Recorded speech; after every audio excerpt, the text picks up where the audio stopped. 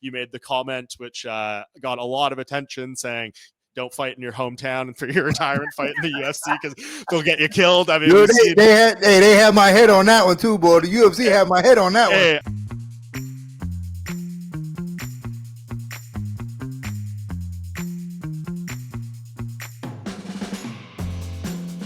Welcome back to the Bohnfire podcast, where we talk about the UFC and mixed martial arts with those closest to the fight game. I am your host, longtime MMA Junkie senior reporter and longtime MMA journalist Mike Bohn.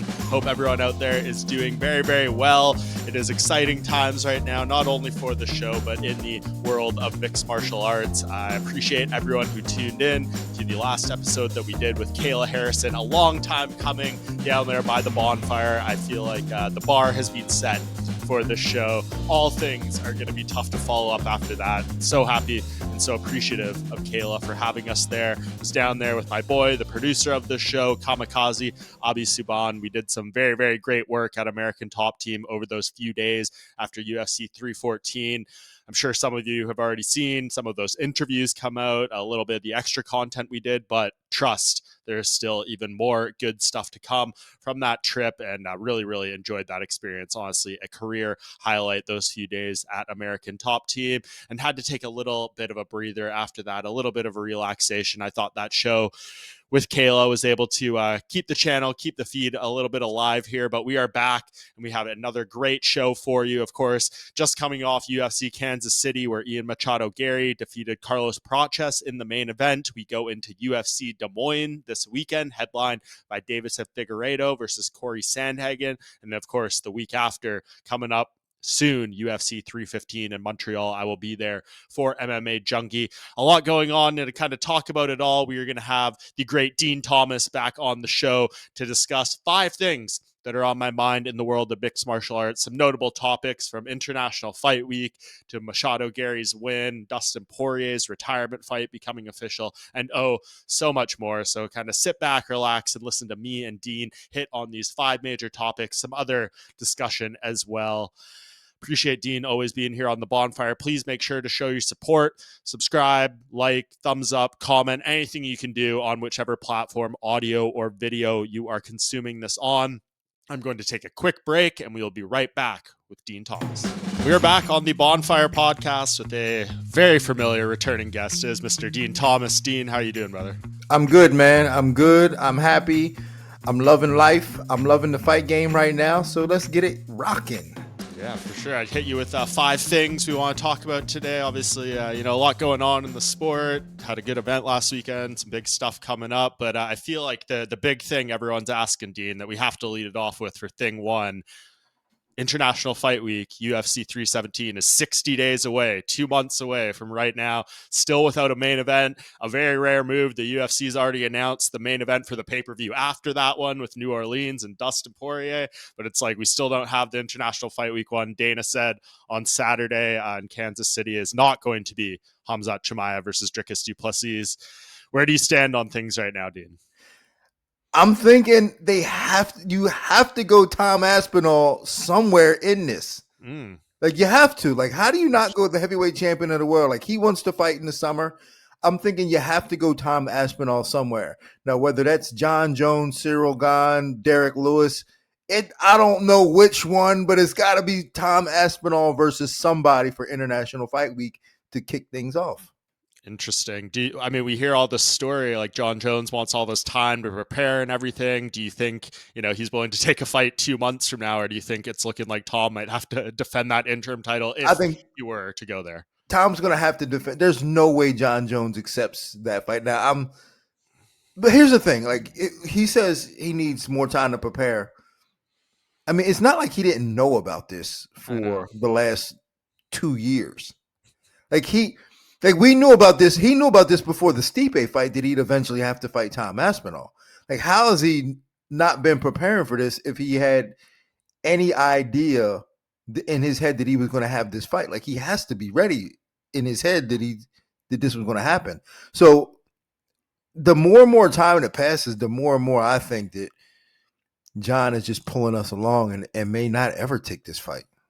It's so weird because you see like the reporting that's kind of coming out, some guys like Ariel Helwani and stuff, basically being like, it seems like the UFC met John's number and we're willing to give him, whether that was the 30 million or something below her, and then now it's getting delayed again. So does that tell you what you said there? Maybe he's just dragging us all along, and maybe he thought he would price himself out of the fight, and now they're willing to meet it, and it's like, oh shit. Well, that's the problem with fighter leverage. Mm-hmm. As a fighter, you go through so much to get to where you are, wherever that is. And when you can really start to call your own shots, think about all the guys who've had the leverage. And it's only like a few of them, Conor McGregor being one, John Jones being the other. And once they're in a position where they can string you along, they're going to do it. They're going to go, you know what?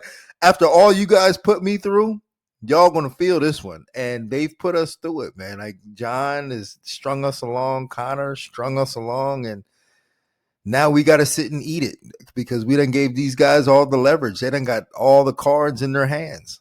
And you see, I'm sure you saw this graphic that I think has everyone, all the fans particularly, very triggered that, a few different outlets and ESPN put out as well, being like John Jones is now the second longest reigning heavyweight champion in UFC history behind Cain Velasquez. And it's like, man, and they call them undisputed. And it's like, well, it is disputed with an interim title. And I don't know, it feels like a very farcical reign in that regard. Undisputed. And the longest. The way we can kind of manipulate numbers to make something seem great. I'm not hating. I just got to call it like it is, Mike. I always got to call it like it is. I'm not hating. I love John. I think he is the greatest of all time. But it don't last forever. Like your reign doesn't last forever. And then when it's over, you can kind of massage the numbers to make them seem greater. And that's exactly what we're doing here. We're manipulating these stats and the situation and the narrative to make it seem better than it is. But the reality is, come on, man, I mean, he fought Stipe, and then he fought, and he got the title from Cyril Gane, who was definitely afraid of him. So he hasn't been on this run of heavyweights of where he's been tearing guys up. Yeah. So how confident are you? Do you think they pick up that phone and call Tom and be like, we're in a tough spot here. We need someone want to do this. Cause you saw, they just put out a video blog, I think this morning or last night, with Tom's dad talking a fair bit in it, being like, I'm sick of this situation. Like, it's annoying me. We have such a great fighter here who needs to be fighting. We're wasting his prime, all this stuff. And then Tom came out and said he's actually been sick since like December, and this time off has actually been somewhat good for him. So I don't really know where we are, where we're going, but Dana did say, he's very confident still this fight's happening. I can't imagine it happens in 2 months. So I don't know. Like, what do you think? There's obviously the one we're all wondering about is Ilia Topuria versus Islam Makhachev. Is that going to be the main event, or is Islam going to defend against maybe a Justin Gaethje or something? Well, to me, for International Fight Week, I think you have to go. If you were going that Makhachev route, if you went the Makhachev route, I think you'd have to go Ilia. It just seems like a more of an international thing. Yeah. Now, if they wanted to sit on that fight and put it somewhere else, there's a lot of other pay-per-view cards you could put that fight on. You can go Justin Gaethje, but for me, International Fight Week seems like you'd put Ilia Topuria and Makhachev in that. I don't know if it tastes the same as a Tom Aspinall fight, even though trust me, it's a great fight. But there's just something about heavyweights that you just feel like need to kind of headline things, and I feel like that would be. Still put Tom in there, but if you're going to go Makhachev on International Fight Week, you kind of have to go Ilia Topuria, I believe. Yeah. And that's an option. Yeah, that seems to at least be the front runner. You hear the reporting and like the talking to Ilya's team, and he said, they all say he's fighting on that card. It's just, is he going to be fighting Islam for the undisputed belt, or maybe like Charles Oliveira for a vacant title because Islam might move up or something like that. But there's no way we're waiting 2 more weeks, right, to see what happens between Bilal Muhammad and Jack Della Maddalena. Is the International Fight Week main event really hinging on what happens in this Bilal Muhammad fight? How is that possible? And why would but here's my thing though. Islam is not, he's being a little hypocritical here. Like, how is he so adamant about moving up to welterweight but not willing to give another featherweight an opportunity. Like it doesn't really make a lot of sense. He's done it a few times already. He has the lightweight title defense record. It's not like it's kind of done willy-nilly, right? I think maybe that's he's seeing as the difference. He's just, I feel like the team, and again, I feel like people need to be more fair to Islam. He has not said personally, like, I won't fight Ilia Topuria. I don't want to do it for this reason. It's all the managers or Habib or all these people. We've yet to hear from the man himself. Yeah, that is true. But I mean, at the end of the day, who knows? Who knows? I don't know how his camp operates. Normally the fighter has to say, but he seems to be a little bit more willing to allow Habib and them to kind of run his career. And I could imagine him saying, no, you're not taking this fight. And he'd have to be like, all right, you're right. Normally it's the other way around. Fighters are like, I don't care. I'll take the fighter. I'm not doing this fight. And that's the way it works. But I think Islam is a little bit more of a team player when it comes to his team. Yeah. So I guess sitting here, if you had to put your money on it, what do you think is the headliner of UFC 317? If I had to put my money on it, I think they convinced Tom Aspinall to fight Cyril Gane. Okay. I think if I had to put my money on it, I think that's the one that's being this far out. Like we're a couple weeks away. And 2 months. Yeah, we're 2 months out. And I think that they'll throw a number. Like Tom wants to fight and he'll be like, all right, I'll fight. And I think they'll throw a number at Cyril Gane. It won't be ideal for him, but they'll throw a number that he can't refuse and he'll have to take it. And I think it makes more sense that way. And I mean, it could be if John Jones just needs a little more convincing. Like Tom Aspinall hasn't headlined a UFC pay-per-view yet. He's been co-main event in like his 2 fights there. You know, you put him in that International Fight Week spot. He goes out there, maybe he beats Cyril in a more devastating fashion than John did, and then you get the mic saying, you know, I just headlined the biggest card of the year, International Fight Week, beat the guy's ass who, you know, better than you did. Come fight me. Well, and that too. John is a chess player. You gotta think about this. He's a very intellectual chess player. And he's trying to collect as much information on Tom Aspinall as possible. Exactly. We haven't really seen him in a lot of tough spots. We don't know how he's going to respond to that. And I think John is probably waiting on that. And it's fair. It's a fair thing to do because when you look at even the fight this past weekend with like Carlos Prates, I mean, we saw some holes, right? Like he lost the fight. And we saw some way because prior to this, my man, unless you go back to his losses early in his career, he looked unbeatable. He was sniping everybody. But now you can look at this fight against Ian Garry and say, okay, there are some opportunities where he could lose. And that's probably what John is looking for with Tom Aspinall. You know, give him a couple more fights, man. I want some more information before I say yes to this. So I think that with a fight against Cyril Gane, he's probably expecting Cyril Gane to fight him a little tougher, to put Tom in some spots. Then John can make some assessments on whether he wants to fight him or not. Yeah, we'll see what happens. I feel like I know they're working hard at the UFC offices to get this done here. So hopefully this isn't dated by the time the show comes out, and or maybe for the sake of everyone, we do get an announcement and you can listen to our banter here nonetheless. But we'll move on, Dean, because who knows, this could be dated very quickly here. But on to one that won't be dated. Thing 2 here, Dustin Poirier's retirement fight is official for UFC 318, July 19th in New Orleans. Brings the UFC back to Louisiana for the first time in 10 years, and it is Max Holloway as the retirement fight opponent. Dean, you and I spoke about this a couple months ago on the show. We were talking about, will it be Ilia for Dustin? Like, what makes sense? You made the comment, which got a lot of attention, saying, don't fight in your hometown for your retirement fight in the UFC because they'll get you killed. I mean, they had my head on that one too, boy. The UFC had my head on that one. Hey, I mean, you haven't been proven wrong. Look what just happened to Anthony Smith. I know not his hometown, but there's a proven track record of this. Close enough to his hometown, right? Close enough. I mean, it isn't undeniable. You just had the guts to come out and say it. Yeah, but here's the thing. And this situation is a little bit different. And we got to also commend Dustin Poirier for this unprecedented situation here. This is unprecedented where a man, I don't think the UFC had any intention of going back to New Orleans. No. Anytime soon. And for Dustin to have the career that he's had and the leverage that he has. Now, I talked about leverage earlier, and most of the times when fighters have leverage, they use it in an evil way to string us along. Dustin actually used his leverage in a good way to give New Orleans a pay-per-view event. And he's gotten an opponent that is very fair to him. Now, I said, the UFC they set you up to get you killed. That's not the case here.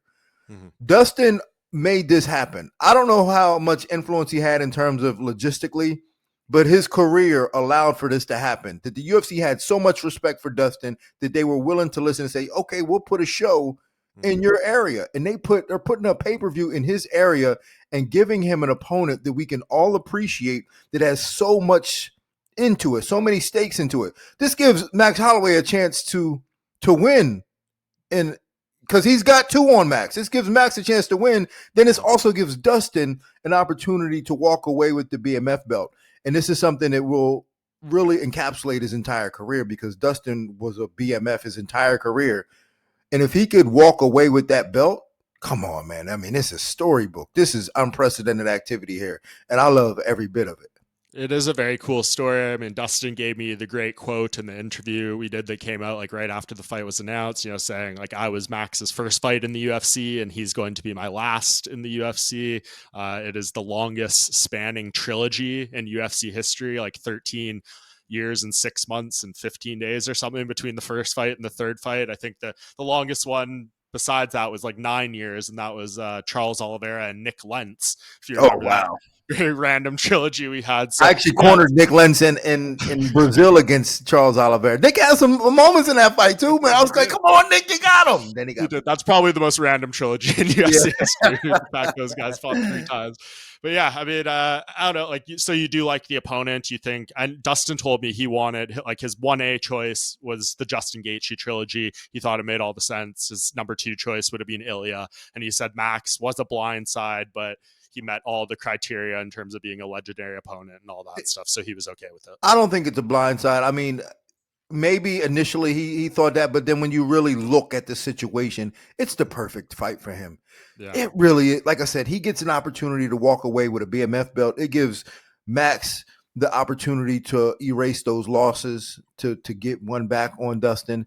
And then also, when you look at the landscape of the lightweight division, like, both of these guys are kind of in limbo in a way. I mean, when you talk about Justin's like, Justin Gaethje could be like, hey, man, listen, give me a title shot, and I wouldn't be mad at it. Yeah. And you look at Ilia Topuria, does it really make sense for Ilia Topuria to fight Dustin Poirier? I mean, they don't have a lot of history. So, like, why? There's nothing involved in that. And then for Max, like, what do you do with Max at this point? There's only one other fight that's kind of interesting for Max, and that would probably be Dan Hooker. He's probably hurt right now. So, to me, these are the perfect dance partners for a fight that I think we are all going to enjoy in New Orleans. Yeah, I do like everything you said about Max. The upside's great. Get those 2 back. He doesn't want to be the old, weird spot of being the guy who went 0-3 in 2 different UFC trilogies. That would be kind of a weird thing on his legacy to have. But yeah, like, I feel like if he loses, he's really kind of boxed in here, right? Because he moved up to lightweight, the fresh start, like, had his final chance with Ilya, didn't go his way, and then Ilya follows him right up there and is kind of like cutting him. Like, so if he loses this one, you're like, wow, you just lost twice to a featherweight and then to a guy who's retired, and I think that's kind of scary for his future. Well, it might be, but man, that's the game, though. Yeah, no one is promised the storybook ending. Mm-hmm. In fact, it normally ends the other way. It's normally a nightmare. The ending of careers are nightmares. Mm-hmm. And this could be a nightmare for him. It's going to be a nightmare for one of them. Yeah. And looking into what's at stake and how it's all kind of following Dustin's plan, it seems like it's more likely to be a storybook for Dustin and a nightmare for Max.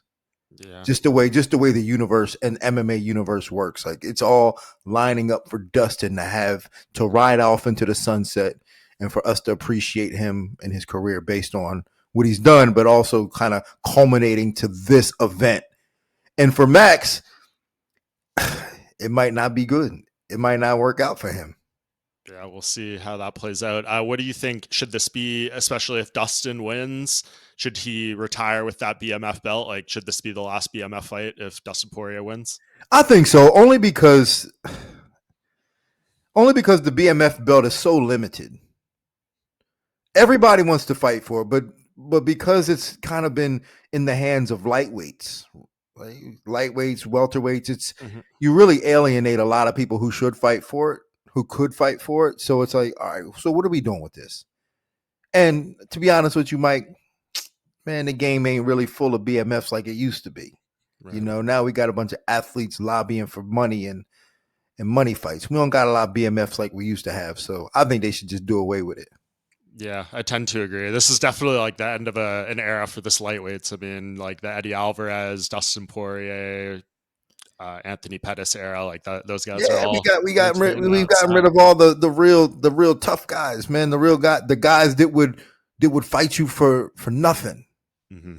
They're not out there like, oh man, I need this, I need that. They will fight you for nothing, and we've kind of killed them in the game. So if they retire the BMF belt with Dustin, I'm okay with that. Yeah, me too. Okay, on to thing 3 here, Dean.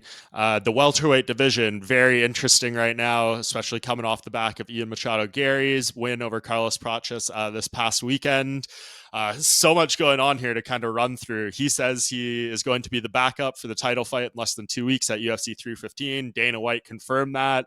Bold move to, go straight there. He will be the backup. So, like I'm sure Shavkat Rakhmonov, Sean Brady have some thoughts on that, but just because he's the backup doesn't necessarily mean 100% he will get the winner. But he says that was part of the promise for taking this fight on short notice. So I don't know, like what do you make of all this? Do you think Ian's the right guy, or is Shavkat and Sean going to be getting screwed over here a little? Yeah, they would be getting screwed over, but hey, fortune favors the bold, though. I will say that. Mm-hmm. And first, I want to give props to Ian Machado Garry for taking the fight in the first place. I thought it was a very dangerous fight for him to take, especially on short notice, to really step up and fight a guy that no one really wanted to fight, or everybody at least wanted to see in trouble at least once. And Ian went up there and did his thing, man. I thought he fought very well, very tactically. And then even when it got rough in the end, he still found a way to hold on to his lead and ride off with the W. But I can see why he would be the backup for Montreal, because he's willing to do it. Yeah. He's willing to do it. That's why he's the backup. I'm sure if they had choices, I'm sure if they was like, all right, guys, if we knew before, like I'm surprised they didn't call Sean Brady before and said, hey man, listen, we can have you be the backup. But I think because Ian is so willing to do it, they're going to give him a little bit of love here and say, all right, you can be the backup. But I don't think that, and especially based on the performance against Carlos Prates, that he should probably be next in line for a title. Now, while I said I thought he fought valiantly, and I thought he fought well, and I don't think that performance still warranted him an opportunity to fight for the belt next, especially after you just lost to a dude who's up for it. Yeah. Exactly. How you gonna be the back? How you gonna fight for it when you just lost to the guy who's up for it, who was supposed to fight this time? Yeah, it wouldn't be the first time we've seen a situation like that, but yeah, it feels like this division is just too stacked, and there's too many guys that have on this great winning streak or great record or coming off a more highly ranked win than he is at this point. I mean, obviously Sean Brady's beating Leon Edwards the way he does has more value than Ian beating Prates the way he did. So we'll see what the decision they make. I mean, what did you make of that fifth round with Ian and Prates there? Like, do you think that just kind of Ian got a bit tired, got hit with a good shot? Did you take anything more away from that than kind of just a moment of adversity? What I took away from that is that, I feel bad for Carlos's next opponent. Yeah, for real. I think Carlos might have underestimated Ian a little bit in the first couple of rounds, and it got away from him. Mm-hmm. And then when he really started to turn it on, we saw what he's capable of doing.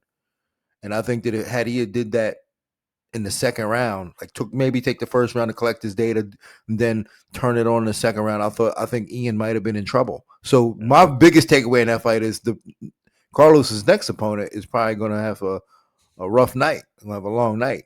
But in terms of Ian Garry, he's good, man. He's a good fighter. He's a good brand for the sport. But he's got holes though. I still believe he's got some holes. I love his confidence. I love the way he fights, as confident he does. But this is going to sound weird. He's a really good fighter, and he's a really confident fighter. But I don't think he's as good as his confidence warrants. Right. So I don't think he beats. He might beat. I don't even know if he beats Jack. Honestly, I don't know if he beats any of the guys in the main event this weekend. But he's good. We'll just see. We'll see what his future holds for him. I don't think he fights for the title next, though. No, I don't either, unless, the UFC really did make him this promise. And hopefully if they did, they at least keep their word on that regard, because we always Yeah, want but promise ain't nothing if it's just a word. it's not, I ain't yeah. said nothing. You know what I'm saying? I didn't say where the paperwork at. Yeah, Show me exactly. the Yeah. paperwork. I didn't say nothing. I mean, dude could not be any more confident, though, as you said. I mean, his 3-fight plan that he laid out after this at the press conference, saying that he thinks he's going to beat Bilal Muhammad, who he predicted will win, and then he will welcome Islam Makhachev up to welterweight and beat him to become #1 pound for pound. And then his second title defense, he said he'll beat Shavkat and avenge that loss. So very ambitious stuff. If he pulled that off, my God. And I'm going to tell you like this, man, for the current state of MMA, we need a guy like that. 100%. He is so good for MMA right now. The fact that he's talks the way he does and he's willing to prove it. He's willing to prove it. I want more guys like this. We need more guys like Ian Machado Garry that'll talk the talk and at least attempt to walk the walk. Mm-hmm. I love it. I love every bit of it. I'm in a way, I'm Sean Brady's guy, right? But in a way, I'm rooting for Ian Garry to do well, because I think guys like that need to be rewarded. Totally. Yeah, we need people like him in the sport. And I mean, I know I just mentioned that, like him laying out that plan, it sounds crazy and ambitious and maybe a little delusional, but go look at some Conor McGregor press conference videos from early in his rise. When he said for the first time in a press conference, I'm going to box Floyd Mayweather after this, everyone thought he was like, fucking right. So, yeah. And look what happens. So there is an element of, speaking out and, making your truth come to reality. And we've seen that work out well for some guys, but you're just if it doesn't go your way, you set yourself up for a tough fall from grace, and the fans in the sport can be very mean. I know, they're brutal. They're brutal when you have a little confidence and can't meet it. They're brutal. Yeah, for sure. What do you think, just to close the door on welterweight here, Kamaru Usman versus Joaquin Buckley in the UFC Atlanta main event? That definitely plays a factor in things here. Like, I know Buckley was at one point discussed for maybe fighting for the title in Montreal before they went with Jack. So like, he's right there. And Usman, I know it's a long time off the 3-fight losing streak, but if he can go get a quality win, his name value, the history with Bilal, the whole podcast, unreleased podcast incident they had, all that stuff, there's still storylines for Kamaru. And I think if he wins, he's right back to being relevant in the title picture. Yeah, and there's no doubt about that. After I've worked with Kamaru on the desk a few times, and I really like him. I like working on the desk with him. I like his attitude. And I'm really rooting for him to do well. I just don't know, man. Like I said, this MMA game is brutal. And people think I'm just a hater. I'm not a hater, man. I just know how brutal it is. Mm-hmm. And for as much as I'd like to see Kamaru go out there and do good things, I just don't know if he has the knees. You know what I'm saying? Like, I don't know if he has the knees to do it. And initially, when I first saw the matchup, I said, man, I like Kamaru in this. And then I started thinking about it. I'm like, wait a minute. What am I saying to myself? Like, did I not see Joaquin Buckley do what he did to an aging Colby Covington? And Joaquin Buckley, he moves well. He's fast. He's aggressive. He's more than anything else hungry for the opportunity, hungry to show what he could do. Now, you got a guy like Kamaru Usman who's not really that hungry because he's already been fed. He ate already. He's just trying to get seconds. So, and he's older. I don't know, man. To be honest with you, I don't know. I'm hoping that he can go out there and put up a good fight, but I don't know. I don't see it.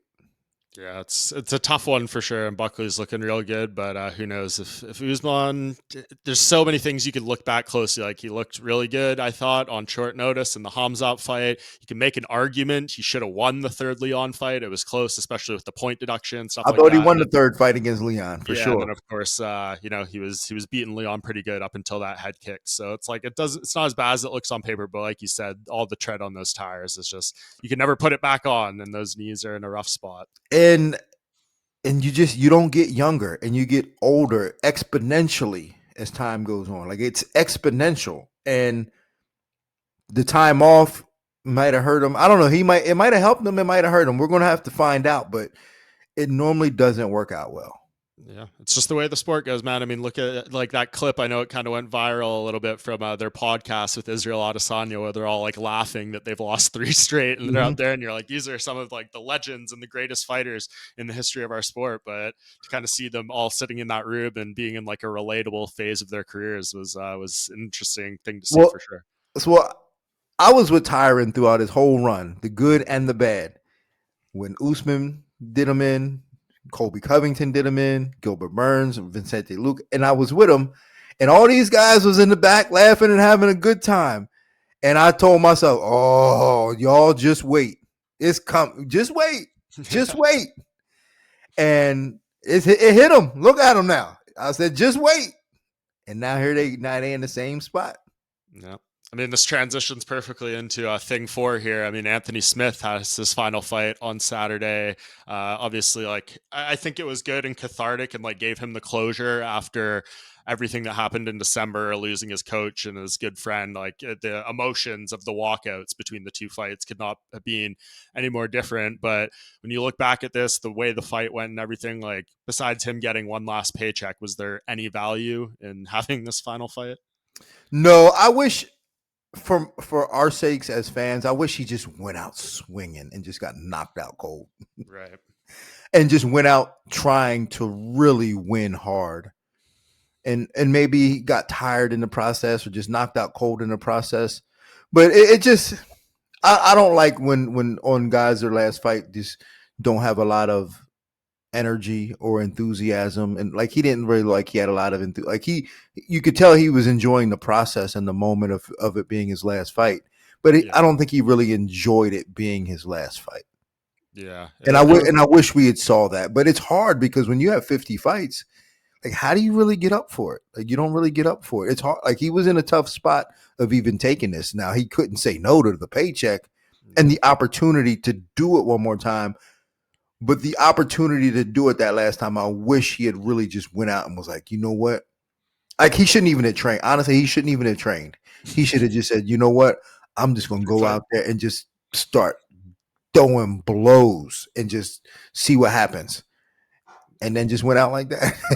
Yeah, I mean that's kind of what he said he wanted to do. When I spoke to him before, he's like, I just want to like let my hands go and fight on the instinct and everything. I have no idea, like in those brief exchanges that did happen, if he felt he was doing that to a degree that he can make peace with. But obviously, the ending wasn't the way. But well, he might have thought he was doing that. That's the thing, though. Like in his head, like in the moment, like looking back, he's going like, "That's not what I thought I was doing."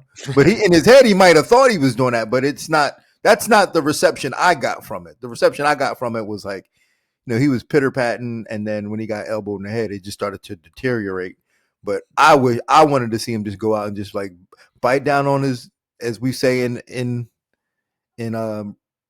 England, gum shield. Yeah, I mean, they definitely honored him in a great way, though, after this fight. I mean, he got like the video package, the Jelly Roll song, and everything. I'd love to see the UFC do this for like all the retiring fighters, but I know some people are like, this was a lot for Anthony Smith, but I feel like internally, and you can probably speak to this, like his work on the desk, all those things, he seemed to be very loved. Oh, yeah, no, there's no doubt about that. I actually was a part of that package for him. And you know, he's loved in the. It's actually kind of special when he would fight, because everybody at ESPN would be so nervous and they'd be so concerned about him. They was like, "Man, I hate that he fights. I want him to retire." They wanted him to retire like a year ago. They was like they couldn't wait for him to retire, and every time he fought, they would be so nervous and so concerned. And I think they're actually really happy now that they don't have to go through his fight weeks anymore. So. How do you like? Can you give us some context, Dean? How hard is it to let go after retiring? Your final fight was 12 years ago this month, April 2013. You know, we see it how much fighters struggle. Like, can you kind of give us some context for someone like Anthony, how tough it is to ultimately, you know, depart yourself from being active? To me, it wasn't. To me, it wasn't that hard. I knew right away. And again, I was fighting in different times where it wasn't so. I didn't know, like the opportunities for us wasn't as high. Like it wasn't like if I knew I could do this, that I'd be set for life. Like some of these guys are set for me. It was like, or eventually I'm going to have to get a job anyway. So So I better start thinking about different things that I want to do in life. So for me, it wasn't very difficult to retire, but I've had to coach a lot of other fighters through retirement, and it's hard for them because their entire identity has always revolved around them being a fighter. So that's why they take everything so personally. So it's why when I say something about their fight, they take it personally because their identity is attached to them being a fighter. So I coach fighters through it all the time. Like, man, listen, we have to now find a different way for you to live your life. And some fighters have done it pretty well, and some haven't. I remember talking to Joseph Benavidez. Like he wouldn't train. He couldn't even go into a gym for years because he had to separate himself from the fight game in that manner. And I recommend that too. Right. Like when you retire, stay out of the gym. Just stay out of it. Yeah, no, that makes a lot of sense for sure. And I guess just last thing on Anthony, like how do you even contextualize like a legacy of someone like his? I mean, at the end of the day, you look at the UFC record, it's 13-12. He fought for the title, you know, obviously very admirable that he didn't take the DQ against John Jones, but there's been a lot of ups and downs, you know, never won more than 3 straight in the UFC, like, but was obviously a guy who they could rely on for short notice to headline cards. Like he had a lot of value, but if you're talking about like some of the greatest fighters in UFC history, obviously the record represents he wouldn't. Nah, so I think Anthony and I have very similar type legacies that we're going to leave, and it's not solely associated with what we did inside the cage. And I think that's important to note is that our entire footprint on the game is our legacy in terms of, like, for me, you know, having mentored so many different fighters, like I not only just fought, but mentoring different fighters and coaching different fighters. And then my work as an analyst. And that, I think that's really what my legacy is, as opposed to what I've done. Because some people don't even realize that I fought. And I think Anthony's going to be a very similar situation. Like it's new and fresh to us now to think of him as a fighter, but in 3 years we won't even be thinking of him as a fighter. He's going to be the analyst. Sure. He's going to be the guy that talks, and some people won't even recognize him as a fighter. And I think that when we look back, like when his legacy is all said and done, we're going to remember him as the culmination of his entire career of this tough journeyman who scratched and clawed his way into a title fight, but then has done such a good job on the other side in front of the camera talking about fighting. Yeah, I think those are great words. And, you know, like if you look at his earlier career, how quickly he was cut from the UFC the first time, like if you put it all in a bubble, you could say he Oh yeah, no doubt about that. The limitations. He's overachieved and didn't even have a lot of resources to be a good fighter. Exactly. Yeah, he kind of did it on his own. So that's special in itself. Yep, that's the career of some of these guys for sure. So we appreciate all the time from Anthony and all the fights and all that stuff, and we'll be seeing much more of him, I'm sure, on the desk, on the broadcast, probably on these podcasts and such as well. But last thing here, Dean, as we get ready for UFC Des Moines on Saturday, big, I guess, month coming up, starting from this for the bantamweight division, the title UFC 316 between Merab Dvalishvili and Sean O'Malley. Where do you think the winner of this main event on Saturday between Cory Sandhagen and Deiveson Figueiredo fits into the title picture at 135? I like it. Honestly, I really do, especially if it's Figgy, because he hasn't had an opportunity up there yet. And if he can beat somebody like Cory Sandhagen, why not?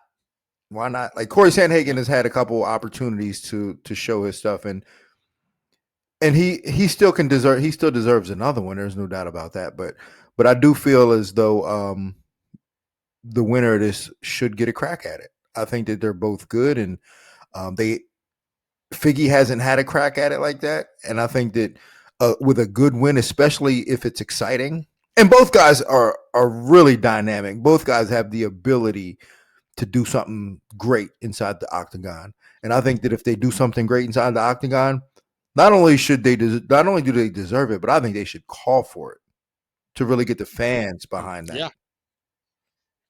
Yeah. It feels like a great case for both of them. I mean, they both have the advantage of neither of them have fought Merab or Right. O'Malley. I mean, you look at Piotr Jan, like he just beat Figueiredo, but he's lost to both guys already. So like I know Piotr's got his support and all that stuff, but he's not the fresh guy. So yeah, I think winner of this definitely has a very good chance. But I'm more curious, Dean, about the title fight, what you think is going to happen, because when we did our start of the year champion show, you said you thought Merab was going to beat Umar. You nailed it, but you said he thought he was going to lose the title this year. So does he lose to Sean O'Malley and maybe we get a trilogy right away? So like none of these guys matter, but I don't know. Do you think this is the one where he loses, or is Merab going to win this and maybe he fights the winner of this weekend's main event at the end of the year and loses? I think Merab wins this one too. Yeah, I think Yeah. I don't.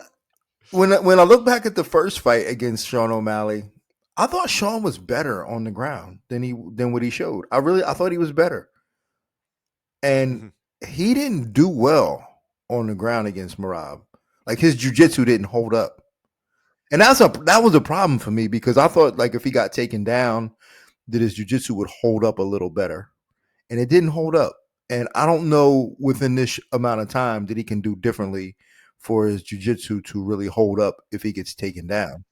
How much of that do you think was related to the injury? Because he said he had the messed up hip, and I think he did like some interviews last week when the fight was announced, and he's like, I've already done more grappling training 10 weeks out than I did the entire I camp hope last year. so. I hope that was the case. I hope that because if you have a bad hip, that okay, your jiu-jitsu game, especially off the bottom, is gone. It's completely gone.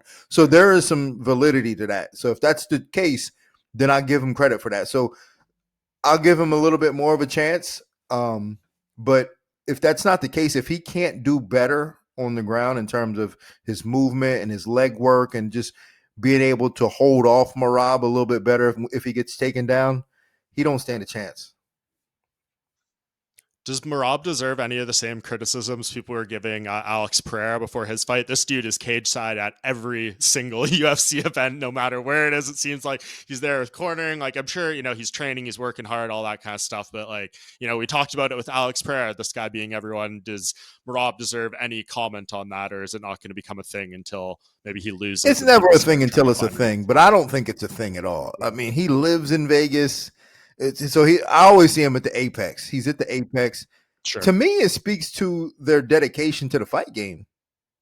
It's it's not like he's there drinking and partying. Like he's just there watching and supporting Yes. his friends or just watching. And I don't think it's a problem. I think it's actually good for his career that he's there. I mean, I'd much rather see him there than in some damn soccer game, you know, clowning Sure. around, goofing off. So I think it's good. I think that and you know what else is good to me? It seemed I know this is probably not very ideal for to be a good citizen, but I love the fact that he's willing to fight fans.